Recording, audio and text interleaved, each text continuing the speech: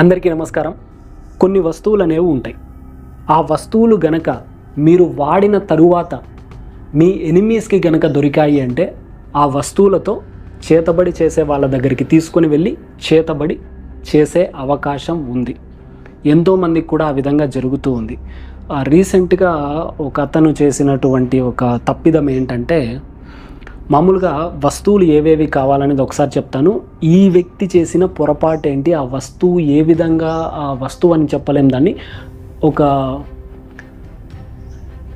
ఒక థింగ్ అనుకోండి, దాన్ని తీసుకొని వచ్చారు. ఏ విధంగా తెచ్చారనేది కూడా నేను చెప్తాను. మీరు కూడా చాలా ఆశ్చర్యానికి గురవుతారు. ముందుగా ఎలాంటి వస్తువులు అంటే, మీరు వాడే బ్రష్, మీరు వాడే టవల్, ముఖ్యంగా ఈ రెండు, అలాగే మీరు వేసుకున్న బట్టలు, మీ వెంట్రుకలు, మీ గోర్లు, మీరు అడుగు పెట్టినటువంటి నేల ఏదైతే ఉంటుందో ఆ అడుగు కింద ఉన్నటువంటి కాస్త మట్టి, అలాగే మీ ఉమ్ము లేదా వామిట్ చేసుకున్నారంటే అది, లేదా ఎక్కడైనా యూరిన్ కనుక వెళ్ళారంటే అక్కడ ఉన్నటువంటి మట్టిని గనక తీసుకుని వెళ్తే గనక చేతబడి అనేది పూర్తిగా చేసేయచ్చు. వీటిలో కొన్ని వస్తువులకి తొందరగా ఫలిస్తుంది చేతబడి, కొన్ని వస్తువులకి కొంచెం లేట్గా ఫలిస్తుంది. అవేవేవనేది కూడా చెప్తాను. కాస్త జాగ్రత్త పడండి. ఎందుకంటే ఈ కలియుగంలో స్నేహితుల కంటే శత్రువులు ఎక్కువ, మంచి కోరే వాళ్ళకంటే చెడు కోరే వాళ్ళు ఎక్కువ. కాబట్టి జాగ్రత్త వహించాలి. బట్టలు వేసుకున్న తరువాత వెంటనే దాన్ని చేతబడి చేసే వాళ్ళకి దొరకనీయకుండా చేయాలి. ఉతికేసిన తరువాత కనుక దొరికితే దాంతో ఎవరూ ఏమీ చేయలేరు. వేసుకుంటేనే ఎందుకనంటే, దాంట్లో ఇప్పుడు ఒక డ్రెస్ వేసుకున్నామంటే ఆ డ్రెస్కి మృత కణాలు అనేవి అతుక్కొని ఉంటాయి. ఒక మనిషి శరీరంలో కొన్ని లక్షల కోట్ల అణువులు ఉంటాయి కదా, ఇంకా పెద్ద సంఖ్యలోనే ఉంటాయి అణువులు. ఆ అణువుల్లో ఒక రాపిడికి గనక గురి అయిందంటే ఈ విధంగా జస్ట్ ఇక్కడ ఉన్నటువంటి అణువులు చాలా వరకు చచ్చిపోతాయి. జస్ట్ ఇలా క్లాప్స్ కొడితే చాలు, ఈ క్లాప్ కొట్టడంతోనే ఇక్కడున్న మృత కణాలు ఏవైతే ఉన్నాయో తొందరగా చచ్చిపోతాయి. వాటిని డెడ్ సెల్స్ అంటారు. ఆ డెడ్ సెల్స్ ఏమవుతాయి అంటే శరీరం మీద వేసుకున్నటువంటి బట్టలకి అతుక్కుపోతాయి. వేసుకొని ఇలా తీసేసిన వెంటనే కనుక తీసుకొని వెళ్తే దాంతో మాత్రమే చేతబడి చేయొచ్చు. అదే డ్రెస్ కనుక ఉతికేసి పక్కన పెట్టిన తరువాత కనుక తీసుకొని వెళ్తే ఏమీ చేయలేరు. అక్కడ మీ ధాతువులు ఉండవు. ఉతికిన తరువాత, ఉతకక ముందు మీ ధాతువులు ఉంటాయి. కాబట్టి మీరు ఎవరికైనా పొరపాటున బట్టలు దానం చేయాలి అని అనుకుంటే గనక ఉతికేసిన తరువాత దానం చేయండి. అలాగే దానం చేయకండి. ఇంకా హెయిర్ అనేది అంత సామాన్యంగా దొరకదు ఎవరికి కూడా.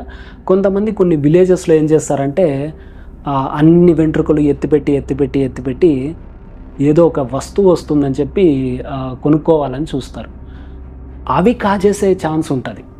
ఇంకా గోర్లు అంటారా, ఇంకా మీ పర్మిషన్ లేకుండా ఇంకెవరేం చేయలేరు. ఇంకా నిద్రపోతున్నప్పుడు ఇలా గోర్లను కట్ చేసినా మెలకువ వచ్చేస్తుంది. దీని తర్వాత బ్రష్, ఇది జాగ్రత్త. ఈ బ్రష్ అనేది వాష్ చేసినప్పటికీ దాంట్లో మీ ఉమ్మి అనేది ఖచ్చితంగా ఎంతో కొంత మోతాదులో అయినా ఉంటుంది. ఇంకా టవల్ ఎక్కువగా ఏమంటే ఒక 3 డేస్కో 4 డేస్కో వాష్ చేస్తూ ఉంటారు.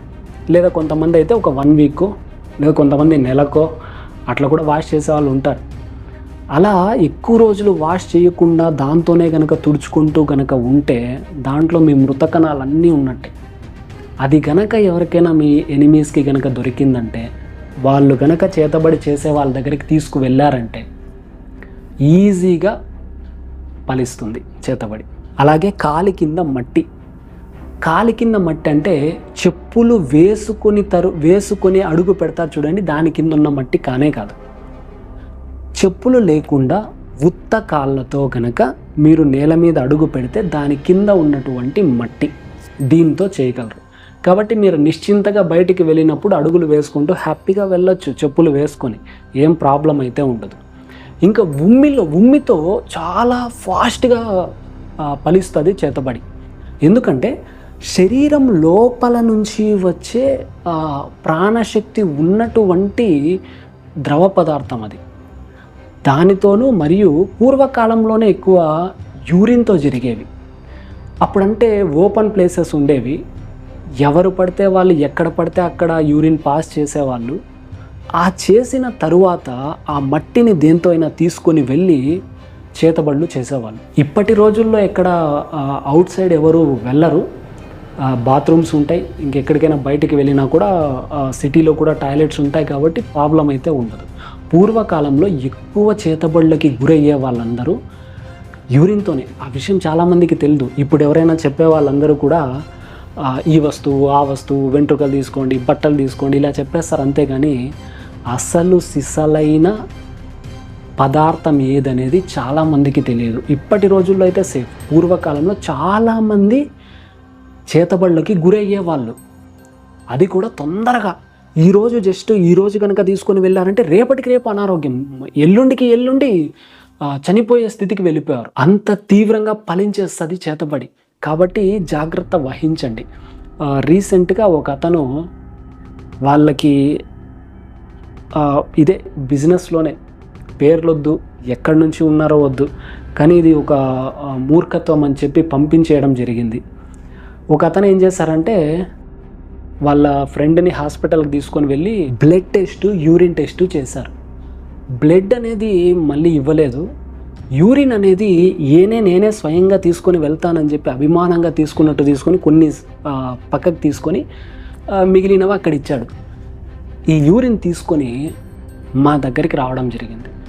ఈయనకి ఏదో విధంగా చేతబడి చేయాలండి అని అడిగారు. ఆయనకి 2 చేతులు ఇలా జోడించి, మేము ఇలాంటి పొరపాటు కలలో కూడా చెయ్యం, మాకు అసలు రాదు చేతబడి చేయడం, దయచేసి మీరు ఇలాంటి పనులు చేయకండి. ఒకవేళ చేసే వాళ్ళు ఎవరైనా ఉన్నా, చేపించిన వాళ్ళు ఎవరైనా ఉన్నా, వాళ్ళకి వంశాలు సైతం నాశనం అయిపోతాయి, వంశాలు ఉండవు. కావాలంటే గతంలో ఎవరైనా ఇలా చేసే వాళ్ళ ఫ్యామిలీస్ అన్నీ గమనించుకోండి, వంశం లేకుండా నాశనం అయ్యి ఉంటారు. కాబట్టి చేతబడులకి వీలైనంత దూరం ఉండండి. మీ వస్తువుల్ని జాగ్రత్తగా కాపాడుకోండి. ఎవరిని కూడా నమ్మకండి, మెయిన్ కాంపిటీటర్స్ని నమ్మకండి.